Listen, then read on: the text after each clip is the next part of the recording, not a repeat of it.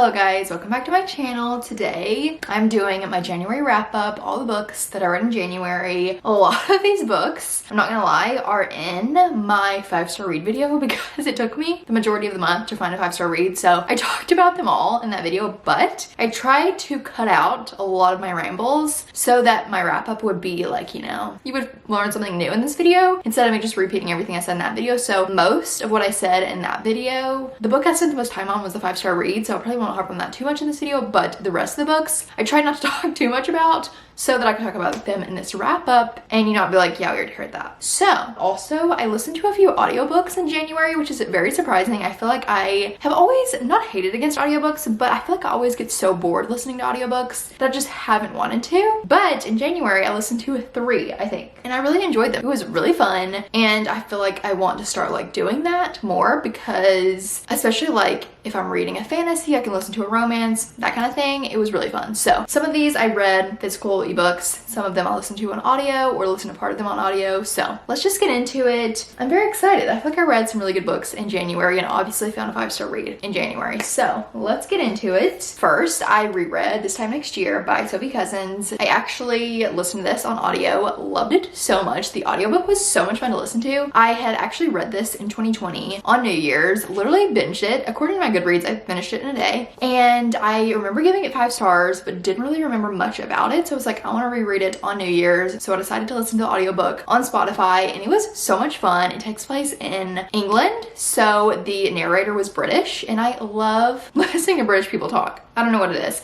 I just love that accent, so it was so fun to listen to. And this is about Minnie and Quinn. Minnie her birthday is on New Year's, and Quinn also, his birthday is on New Year's. They were born on the same day. And you're just kind of following Quinn as she has a business. Quinn's in the picture sometimes, friendships, that kind of thing. I don't know how to explain it because it is like a romance, but it's also more of like a literary fiction because you're kind of following Minnie the whole time and then there's just a romance in there. But I just loved it so much. The reread was so much fun and I really want to do that every New Year's, either listen to it on audio or reread the physical book because I bought it because I love it so much. I feel like it's just like a comfort book. Like it's one of those books, when I think about all the books that I read the past few years, it's one of those just like comfort reads that like makes me smile and happy and you learn something from it, but also the romance is really sweet. It was just so good. So highly recommend this book. I gave it 5 stars the first time. I don't know, I think it's just a comfort read. Like, do you rate comfort reads 5 stars? I don't know. I just love this book and I highly recommend it. I love Sophie Cousins' books. Also Quinn in this book, he always watches the sunrise on New Year's and I love that and I want to start doing that every year because of this book. So highly recommend,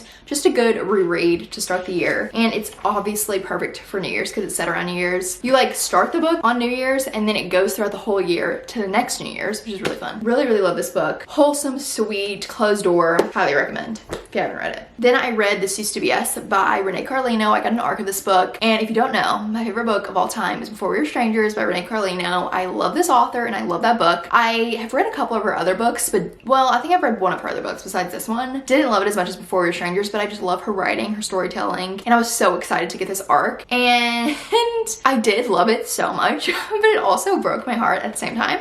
So, which I wasn't expecting, but I should have because I feel like her books are very heart-wrenching, and this one was no exception. It's basically about this married couple who are getting a divorce and they have kids, and you're just kind of following them as they are like trying to figure out co-parenting and things like that after the divorce. What happened to cause the divorce, and it's like a second chance kind of thing. I really loved it. Like, it was so good. I love how Renee Carlino like writes stories because she makes you like, the characters feel so real. And I also love at the top of her chapters, at least in this one and Before We Were Strangers, she kind of writes in the way that like the characters are talking to each other. I don't know how to explain it, but I love that. It's one of my favorite things about Before We Were Strangers. It literally like wrecks me every time because I've reread Before We Were Strangers so many times, but I did really love this. I give it like a 4.5 and I do recommend it, but it was just like a little bit more emotional than I expected, and I just like didn't want to put it down. I literally binged it like so quickly, which I feel like is how like her writing is just so fast paced. She's a screenwriter, so her writing definitely feels kind of like a script. I don't know how to explain it, but I really enjoyed this. It was very emotional. So if you're wanting an emotional read, it comes out in July, I think, and I really enjoyed it. So not as much as Before We Were Strangers, but still really good. Then I read Crescent City, House of Earth and Blood, and I think I'm just gonna go ahead and talk about House of Sky and Breath while we're here because I read both of them in January. So if you don't know, these are the first 2 books in the Crescent City series by Sarah J. Maas. She wrote ACOTAR, Throne of Glass, and I've read both of those series, and I I wanted to read these two before Crescent City 3 comes out, which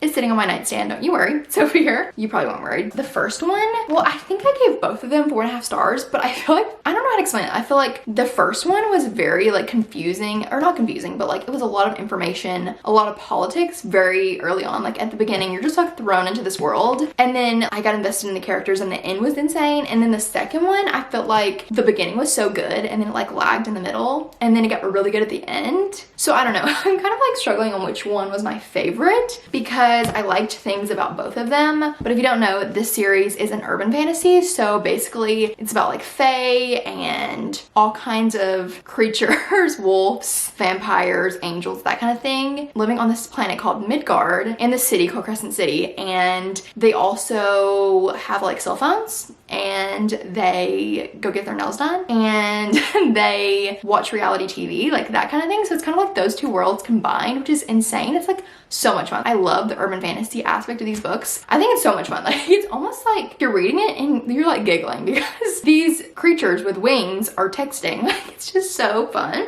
Anyways, so at the very beginning of Crescent City, you are following Bryce and she is half fae, half human, and she learns some things and she's continuing to learn some things and meet some people about her life and what she thought it was. I don't know how to explain it throughout this book. And then the end of this is absolutely insane. Like the last 150 pages, crazy. The second one, you are picking up pretty much right after this. Obviously going into this, you understand the world because you've read the first one. So it's a lot easier to read, but then you meet new characters and new things are introduced. And I feel like the actual like plot of the series kind of is like what happens in this book. And then obviously the end of this book is insane. Everyone talks about it. That leads into the third book, which I'll talk about in my February wrap up because I have not finished it yet. I do have to say that there is spice in these books. Well, specifically in the second one, there's spice, which I just don't really care for. Like it's not really necessary. Throne of Glass I love so much because there's no spice in it. Well, that's not the only reason I love it, but there is no spice in Throne of Glass, so it just feels so like the emotions hit so hard because there's like never any spice. While in these books, I'm not saying the emotion doesn't hit, but like there's a lot of scenes where it's just spice, so I just like skip over it and it starts to make me not care about the couple as much because I'm like, well, they're just having spicy scenes, so I'm like, I don't really care about that. Let's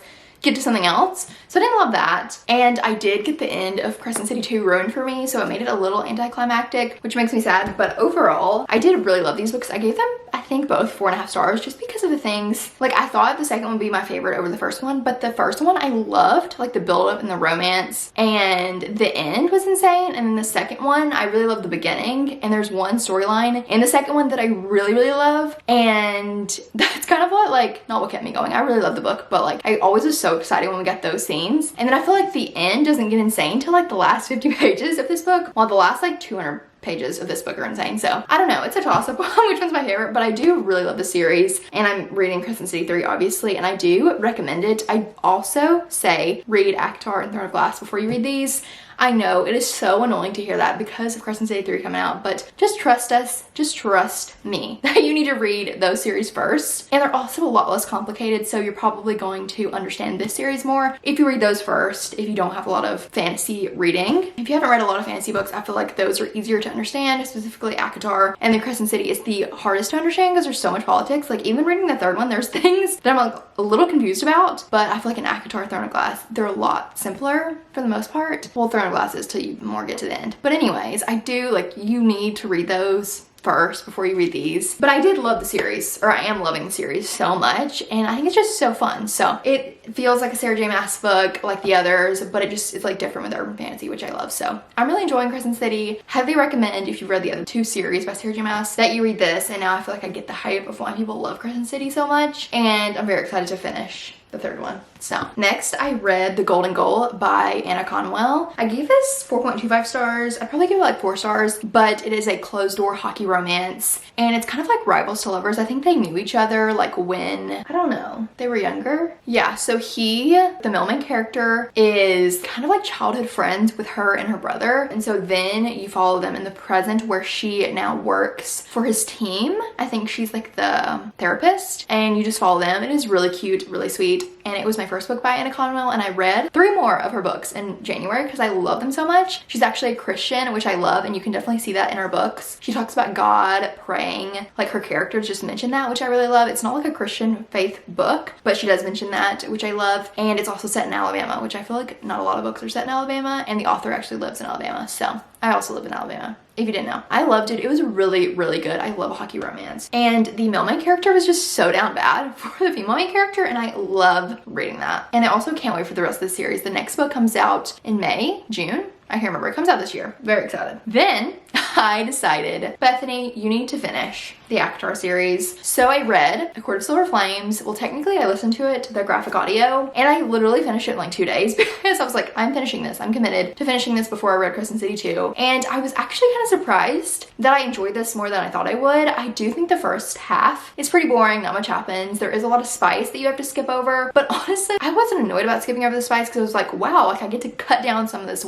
listen time because I'm just cutting, like I'm just skipping. You know what I mean? Like I just cut through some of the book because it was spice and I didn't care. So it kind of made it shorter. I don't know if that makes sense. Anyway, so there is a lot of spice, but I did really love the end. Like I thought the end was absolutely insane. And I did love like the healing journey and everything like that we go on with Nesta, and the romance that happens in this book was really good. There was one scene that was just so sweet and I loved it so much, and then the end was like insane. So, and also this is not the last book in the ACOTAR series, and I'm very excited for the next book. I'm hoping it's about Azriel because he is so mysterious. Like I want to know more about him. But overall, I was pleasantly surprised by this book. I'm giving like a 3.75 4-star. I kind of enjoyed it more than I thought I would. I enjoyed it way more than ACOTAR. I also love like the friendship aspects that we get in this book. We meet new characters. Also, I would say that the graphic audio is the way to go for this book if you're wanting to listen to it, or if you're wanting to read it. I think the graphic audio was so fun to listen to, and it made it like go by faster because a lot of the first half is pretty slow, not doing very much. So listening to it was a lot more fun than like reading it, and it made the end insane. Like the last like 3-4 hours, I couldn't stop listening. I was just sitting in my bed like just listening to this audiobook because it was insane. The graphic audio is basically like each character has a different voice actor, there's sound effects, music, things like that. So fun. So highly recommend the graphic audio, and I think there's one for all the books in the ACOTAR series, and they're making them for Throne of Glass and Crescent City. So next book, I listened to Funny Feelings by Tara DeWitt. I listened to most of it and then read the like last 30 pages on my Kindle, on Kindle Unlimited, and I really enjoyed this book. I gave it 4.25 stars, maybe 4 stars, I don't know. Like I feel like I rate these books and then I don't think about them, so I bump it down. But this is about a comedian, and she has a manager who used to be a comedian, and he is a single dad and has a little girl who is deaf. I love that representation in the book. They talk about like sign language and speak in sign language and things like that. And I just thought this was a really good book. It was very funny. I loved like the banter between the characters. I just feel like Tara DeWitt's writing is just really funny. And obviously they're comedians, so they're just really funny in general. And I love the dynamic between the manager and her kid, and the female main character and his kid. And it's also an age gap, like a little bit of an age gap, but not very much, I don't think. I don't mind an age gap. It was fun to listen to on audio. I just love the friends to lovers aspect of it. Highly recommend. Just a fun rom-com. Next, I reread The Roommate Pact by Allison Ashley. I actually reread my annotated copy that I won from the author, and it was so much fun. Well, the first like 30% of it I listened to on audio, but then I finished rereading it with this copy, and it was so good. One of my favorite books of all time, one of my favorite books of 2023, and I just wanted to reread it. It was just as good the second time. This book, I love it so much. I just love Graham so much, the main character, and it's so sweet the way that these characters fall in love, and like it's also has some deeper elements, and it's just so good. Like if you haven't read this book, you need to. It's incredible. Graham's just one of my favorite book boyfriends of all time. I loved getting his POV. It was just so good. It is in third person, but you get like both points of view, but I don't mind that. Like I don't even notice that it's in third person, which I really love. So good, so funny. Highly recommend. If you haven't read it, you should right now. Next, I read Savorite by Tara DeWitt. I love Funny Feelings, so I requested an ARC on NetGalley of this book, and I didn't love it as much as Funny Feelings. Literally in my notes, I put, I love how honest Fisher was about how he felt. That's legitimately all that I wrote. So I am really disappointed. I gave it like a 3.75. The end was really good. Like the last 100 pages I loved, but the beginning, like I just wasn't invested. I didn't really care and I was bored, but the end did make up for it. So I was a little disappointed. It's a small town romance. This chef moves to this small town to like run, or like kind of help start this restaurant in a small town, and he also is like the guardian of his sister's daughter, I think. So he's like single dad or like single parent, and then the female main character is a teacher, but I think it takes place in the summer because she's kind of off for the summer, and she just kind of does like farming things like that. It's definitely giving like small town farm vibes, which I really enjoyed, but I just didn't love. Like I got kind of bored throughout most of it until the end. I was pushing myself through, and the end made it worth it, but it was just not my favorite. So didn't enjoy this as much as Funny Feelings, but I do like Terry DeWitt's writing. Then I read One More Song by Anna Conwell. This is the second book in the Sweet Peaches series, I think. I didn't read the first book. I do plan to go back to it, and I probably should have read that first, but when I saw what this was about, I like had to read it. It's a second chance romance, childhood friends to lovers, and a celebrity. Are you kidding? I love those tropes. So it's like her best friend's brother. They dated and then they broke up in high school. And then years later, she sees him again, and he is like a famous singer, and you're just following them, which is one of my favorite tropes. I love like a second chance romance with a celebrity. Like he turns into a celebrity. It's so fun. So I love this book. I gave it, what did I give it? 4.5 stars. It was just so cozy and sweet. It also takes place like in the fall and around Christmas and into the winter, which I really loved. And I just love this like found family with these characters. Also closed door, also like aspects of it where you can see her faith in it. It was just really good. I love the series, and obviously I kept reading it. So next I read The First Taste. The third book in the series. This is Best Friends to Lovers and Fake Dating. It was so good. I love this book so much. I gave it like 4.75 stars. It was so good. You see these characters obviously in the second book, and I was so excited to learn more about them. And it was just so sweet. Like I was just mush the entire time I was reading this book because it was so good. Bennett is just a sweetie, and the way he treated Sophie was just everything. I loved it so much. Loved the faith aspect sprinkled in, and I was just like giddy, like smiling. It was so sweet, and it's closed door, and I just highly recommend this author and the series. Next, I read Rock and a Hard Place by Juliana Smith, my 5-star read of January. I'm not gonna harp on it too much because I literally talked so long about it in my 5-star read video, so you can go watch that if you want to hear my thoughts. But 5 stars. It's a second chance romance with divorced parents. The third book in the Wells family series. The first books are From Last Email, Signed, So Delivered, and this one is her best book yet. I loved it so much. It's about divorced parents, and they end up having to work together on a project for their sons, like a school project for their kids, and you just kind of follow them. Juliana's books are just so good. Like she's so good at chemistry, emotional depth without the spice, and this one was a little emotional at times, which like hit me. Like I was like crying and smiling and laughing the whole time. It was just so good. Like I loved it so much. Highly recommend. Like please go read this. Any of these books, read this one. The way that like Liam and Marigold were just such good parents, and the way that Liam treated Marigold, like he took care of her even when they were divorced. So good, like literally incredible. I love this book. Love the way Juliana wrote it, about divorce, about the second chance, like seeing them when they were kids, like when they met, fell in love, all that stuff. It was so good. The pining, the angst, oh, so good. This is the book that you like, the feeling that you're chasing when you read was how I felt with Rock and a Hard Place. So if you want to watch me read it, you can go watch the 5-star read video because I talk so much in that video about it. Now we're getting into the books that I didn't read in that video. So we have Worst Swingman Ever by Abby Jimenez. This is a little novella in, I think the like Meet Cute series or something. I don't know, but it's like 50 pages. Really, really cute. Really loved it. And I love how even in 50 pages, Abby Jimenez like teaches you something. I'm like, how did she do it? She's so good at talking about like hard topics, but making it lighthearted, like literally talking about a hard topic and then making you laugh in the same scene. I love her books. I give this like 4 stars just because it's a novella. I feel like I can't rate it super high. Well, that's not true. I could, but it just felt like cozy and sweet, and I really enjoyed it. So I really want to read the rest of these novellas. And the main character, John, was just so sweet. So love that. Love the dog in it. She always puts a dog in her books. Next, I read Destroy the Day by Bridget Kimmerer. I actually read some of this in my 5-star read video, and then I put it down because I just wasn't really in the mood for it. I got like 200 pages in and then finished it after I finished filming that video. And I love this book. It was so good. I feel like I just like wasn't in the right mood for it when I picked it up, but then when I picked it up the second time, I couldn't put it down. I loved it so much, and there was a new aspect that happened in this book, I feel like, that I really loved. Basically, this is the third book in the Defy the Night series, so I can't say much about it, but it was just such a good ending. I loved it so much. I loved the characters in this book and the found family that we see. It's just so good. I just love these characters so much. I love the romance, and I thought it was just a great ending for the series. I feel like the actual like last 100-ish pages, 150 pages, were so crazy, but like the very end was just so sweet, and the romance in this is just so good. It's YA fantasy. Highly recommend the series. Don't harp on it too much because it is the last book in a series, but I just loved it so much. It was so good. Then I read Off the Beaten Path by Madison Wright. This is my first book by her. It's closed door, small town, grumpy, sunshine kind of vibe, and he's a single dad. I read so many single dad books this month and I just love them. They're so good. And it's also neighbors, like they're neighbors and they just don't really get along, and then they kind of are like working on something together, so forced proximity, falling in love. It's just so good. I love this book. I gave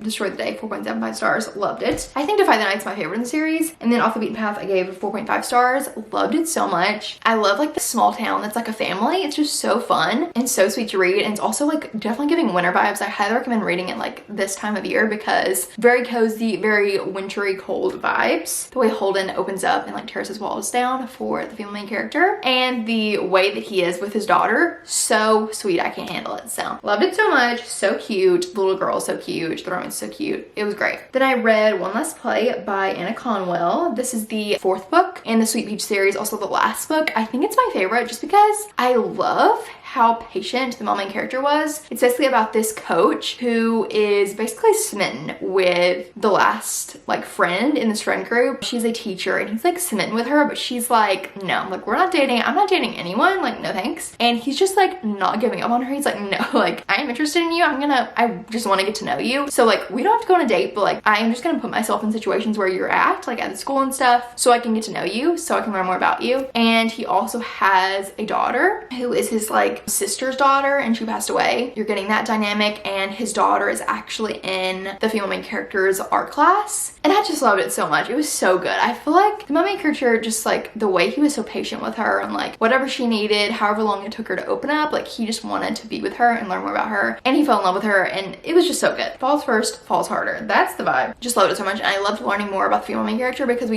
she's very mysterious and like to herself in the other books. So love this book. It was so good. Highly recommend the series. I definitely want to go back and read the first one, and then there's also a novella, and then there's also the female main character's brothers in this book. They have a whole series that she's still coming out with books for, and I'm very excited to read that. Like I was gonna read that first, but I'm so glad I didn't because now I know those brothers, I've met them, and I can read their stories. So anyways, that's all the books that I read in January. I feel like I had a really good month, read so many just cute romances, and I highly recommend. Like most of these books I love so much. So hope you enjoyed this video. Hope you enjoyed seeing what I read in January. Let me know what you read in January. Very excited for the books I'm gonna read in February. There's some new releases, Into the Dark, that I'm so excited about. Cannot wait to read. So hope you enjoyed, and I'll see you very soon for my next video. Bye.